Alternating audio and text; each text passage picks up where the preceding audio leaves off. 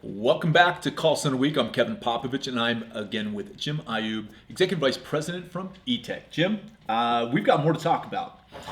So today at Call Center Week, I understand you gave a presentation to some effect that says delighting the customer is unattainable. For those people that are in customer service whose job titles have customer service, right? Some senior level, they are committed, they get budget, they get head count, and their job is to deliver customer service. Am I understanding you right that you don't think that they can do their job and reach their goals? It is. It was definitely controversial. A lot of the people in the group talked about that as, that's what their goal is. I think sometimes it's an unobtainable goal. How are you supposed to be able to delight every single interaction? And I get where the brand is saying that, but at the end of the day, again, I'm a consumer. I don't know what everybody does 9 to 5. Okay, but here's what I do know. We all shop. We all buy stuff. We all make decisions. Love to buy stuff. Absolutely. Right. So my concept is, there's so many articles out there, so much social media presence about these great, exceptional service deals, like the giraffe story with the Ritz-Carlton. Right. They made this beautiful book. I mean, and for the people that haven't heard, give them the short version of the story. Sure. So basically, some kid forgot his stuffed animal at the Ritz-Carlton. They contacted him. The parents told him it was on an extended vacation. Ritz-Carlton did an awesome job. I mean, no doubt about it. They took pictures with him, made an extended vacation, shipped a photo book with the thing back to the family. And that's what people expect with that brand. Yeah. And every customer, I don't know, I agree. So they talk about this customer loyalty. So my question is, really, it was a great thing to do, so I don't want to knock them for doing it. I think it was awesome. I think it's unobtainable to do that with every customer. And it can't scale, right? I mean, how many people come through there that lose things at the Ritz-Carlton, right, on an annual basis times the effort that got put into this? Correct. And what they're saying is, if you read the article, and you could Google it, but it talks about this customer loyalty. I got to be honest with you. I don't know how loyal I would be. I think it's a great deal, but am I ever not going to stay in any other hotel brand? Probably not. No. What I come from is this. You want to know what would satisfy me as the consumer?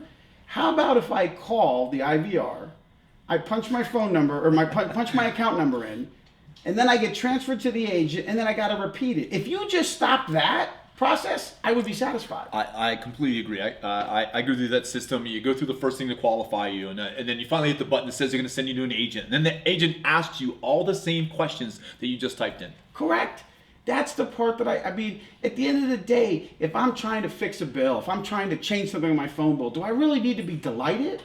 I like to be happy. Solve my problem in the preference choice I want to contact you, and make it seamless and really no effort on my part. That's kind of what I'm talking about. So are businesses overthinking or underthinking customer service? Well, I think they're overthinking it from the fact that they believe, and again, I get it, and I'm not knocking these customer service managers, I run customer experience. I get it, but I want to make my customer happy based on what they want and what they believe is the customer experience. Because we can sit up top all day long and saying, I want to delight every customer, I want this white glove service, I want this, I want that. At the end of the day, is that what the customer needs? That's the key. All I want to do is fix my problem in the channel I want to choose, and I want the minimum amount of work for me to get it solved. Yeah, because don't you think that if the brand conveys that message that everybody's important, everybody gets white glove service, there's no way that the brand would be able to fulfill on that promise, right? It is. You're right. Every customer is important. I agree with all the customer service managers. But not every customer is equal. And everyone is unique, right? Some people just needed this. Now you'll have some of those extreme cases that, I need my giraffe. Hey, this big thing happened. And, I wonder how much of that is done under the guise of customer service, and perhaps some of that is done for shameless marketing, public relations, media relations. Oh, I agree. Again, the marketing team, God bless them. They did an awesome job. I'm not saying, because the little kid was probably thrilled to death. And I think that's great. And the media impressions that they got, I'm sure that the marketing manager was thrilled to death too. Absolutely. But if you're going to use that as your example to hold your call center manager accountable for, I think it's unfair and unobtainable. Yeah. I think we should have those stories because they're feel-good stories.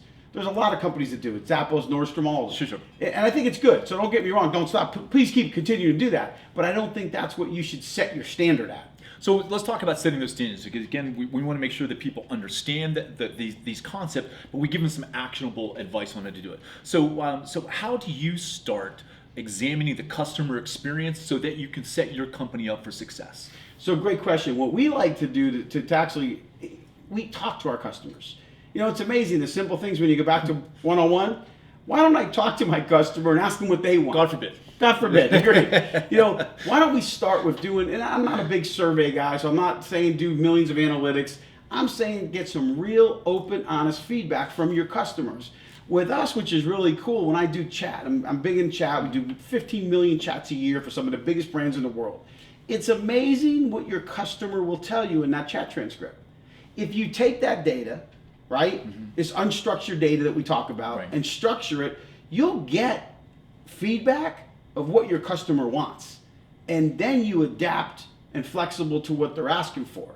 I mean, believe it or not, there are companies out there that currently, big companies, that don't offer chat as an option.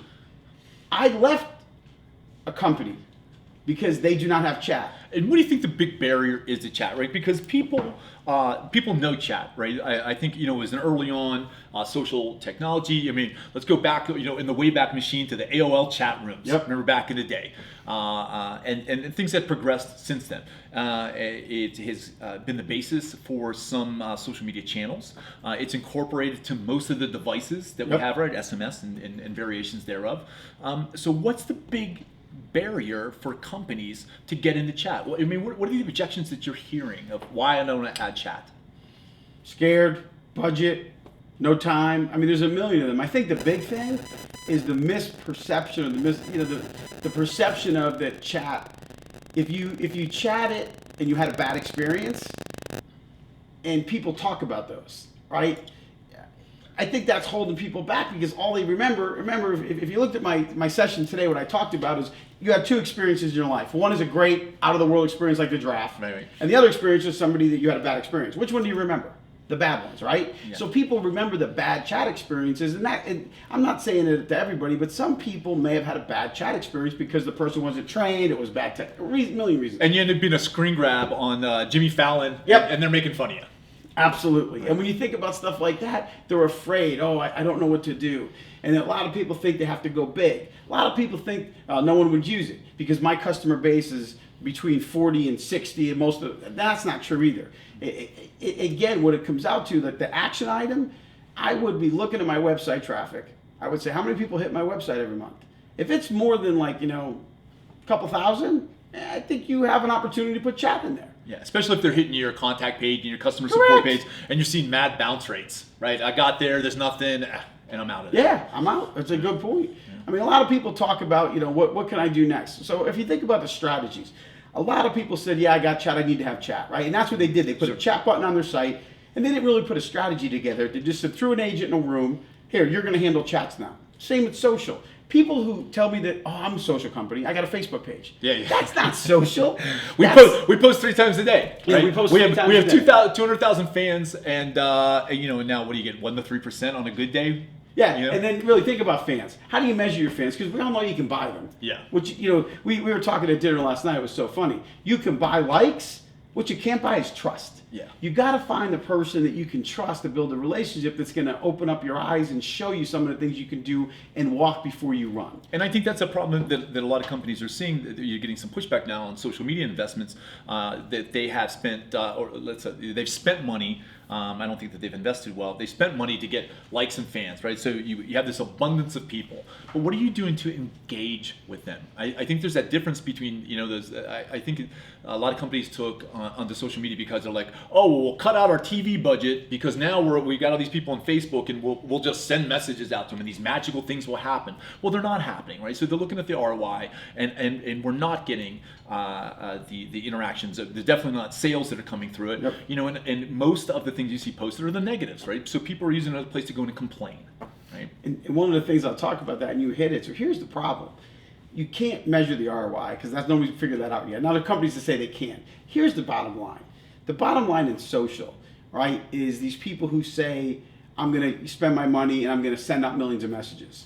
If it's not timely, relevant, and personal, it causes channel irritation now.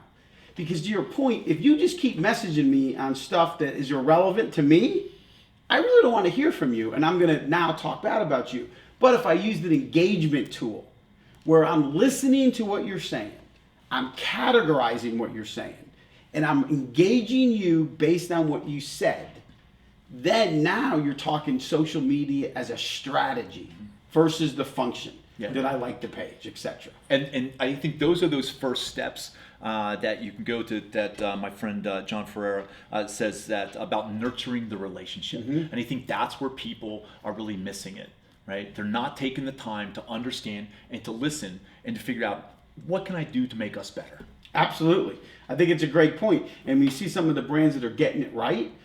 I use airlines. Okay? I have rebooked my flights when they got delayed and canceled. We hear about all the cancellations and delays. At the end of the day, it's weather or whatever. But I've used Twitter to rebook my flights without ever talking to a person. And I was the most happy customer in the world. While I walk down the airport and I see 250 people in line at the customer service desk trying to change their flight, I've already changed mine while I was walking, eating a hot dog, going down the street, having my soda, and chatting, or not using Twitter to change my flights. I think it's a genius idea. And some people get it, some people know how to do it. Well, it sounds like you obviously get it, my friend. I'll look forward to chatting with you some more. Outstanding. Thanks again for having me. More to come from Call Center Week. Check out #CallCenterWeek on Twitter.